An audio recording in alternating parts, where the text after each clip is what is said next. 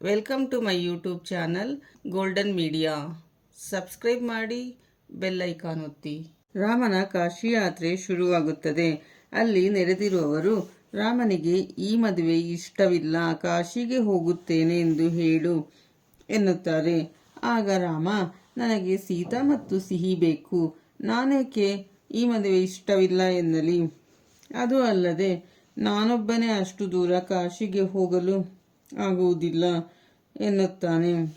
ಆಗ ಎಲ್ಲರೂ ನಗುತ್ತಾರೆ. ನಂತರ ದೇಸಾಯಿರವರು ರಾಮನಿಗೆ ವಿವರಿಸಿ ಹೇಳುತ್ತಾರೆ, ಇದು ಶಾಸ್ತ್ರ ಅಷ್ಟೇ, ನೀನು ಮದುವೆ ಬೇಡ ಅನ್ನಬೇಕು. ಆಗ ಹೆಣ್ಣಿನ ಕಡೆಯವರು ನಿನ್ನನ್ನು ತಡೆದು ಅವರ ಹುಡುಗಿಯನ್ನು ಮದುವೆ ಮಾಡಿಕೊ ಎಂದು ಹೇಳುತ್ತಾರೆ ಎಂದಾಗ ರಾಮ ಅದಕ್ಕೆ ಒಪ್ಪಿಕೊಂಡು ತನಗೆ ಈ ಮದುವೆ ಬೇಡ, ಕಾಶಿಗೆ ಹೋಗುತ್ತಿದ್ದೇನೆ ಎಂದು ಹೊರಡುತ್ತಾನೆ. ಎಲ್ಲರೂ ಹೋಗಿ ರಾಮನನ್ನು ಕರೆದುಕೊಂಡು ಬರುತ್ತಾರೆ. ಇನ್ನೊಂದು ಕಡೆ ಸೀತಾ ಗೌರಿ ಪೂಜೆ ಮಾಡುತ್ತಿರುತ್ತಾಳೆ. ಅವಳಿಗೆ ದೇಸಾಯಿರವರು ಮಗುವಿನ ಬಗ್ಗೆ ಮಾತನಾಡಿದ್ದು ನೆನಪಿಗೆ ಬರುತ್ತದೆ. ನಾನು ಈ ರೀತಿ ಮುಚ್ಚುಮರೆ ಮಾಡಿ ಮದುವೆಯಾಗುವುದು ಸರಿಯೇ? ಈ ವಿಷಯ ರಾಮನಿಗೆ ಹೇಳಬೇಕು ಎಂದುಕೊಳ್ಳುವಷ್ಟರಲ್ಲಿ ಪ್ರಿಯಾ ಅಲ್ಲಿಗೆ ಬರುತ್ತಾಳೆ. ಸೀತಾ ಪ್ರಿಯಾಳಿಗೆ ರಾಮನ ಹತ್ತಿರ ಮಾತನಾಡಬೇಕು, ರಾಮನನ್ನು ಬರಲು ತಿಳಿಸು ಎಂದಾಗ ಪ್ರಿಯಾ, ಇನ್ನು ಸ್ವಲ್ಪ ಹೊತ್ತಿಗೆ ನಿನಗೆ ಮದುವೆಯಾಗುತ್ತದೆ, ನಂತರ ನೀನು ಎಷ್ಟು ಬೇಕಾದರೂ ರಾಮನ ಹತ್ತಿರ ಮಾತನಾಡಬಹುದು, ಈಗ ಬೇಡ ಎಂದು ಅಲ್ಲಿಂದ ಹೊರಡಬೇಕೆಂದುಕೊಂಡಾಗ ಸೀತಾ ಸಿಹಿಯನ್ನು ಕಳಿಸುವಂತೆ ಹೇಳುತ್ತಾಳೆ. ಸಿಹಿ ಸೀತಾಳ ಹತ್ತಿರ ಬರುತ್ತಾಳೆ. ಅಷ್ಟು ಹೊತ್ತಿಗೆ ಭಾರ್ಗವಿರವರು ಸೀತಾಗೆ ಸೀರೆ ಕೊಡಲು ಬರುತ್ತಾರೆ. ಅವರು ಸೀರೆಯನ್ನು ಕೊಟ್ಟು, ಬೇಗ ಈ ಧಾರೆ ಸೀರೆ ಉಟ್ಟುಕೊಂಡು ಮಂಟಪಕ್ಕೆ ಬಾ ಎಂದು ಹೇಳಿ ಸಿಹಿಯನ್ನು ಅಲ್ಲಿಂದ ಕರೆದುಕೊಂಡು ಹೋಗುತ್ತಾರೆ.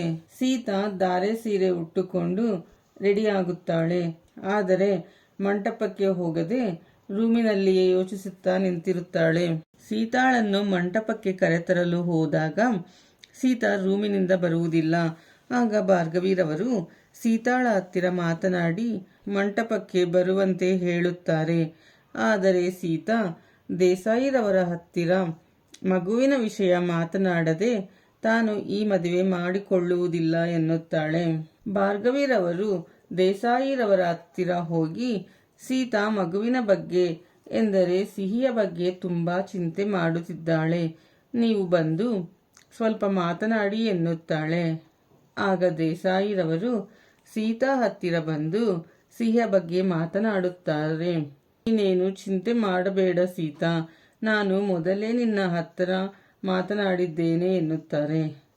ಆಗ ಸೀತಾ ತಾನು ಮಾತನಾಡಬೇಕೆಂದಿದ್ದ ವಿಷಯದ ಬಗ್ಗೆಯೇ ದೇಸಾಯಿರವರು ಮಾತನಾಡುತ್ತಿರುವುದು ಎಂದು ತಿಳಿದು ಖುಷಿಯಾಗುತ್ತಾಳೆ.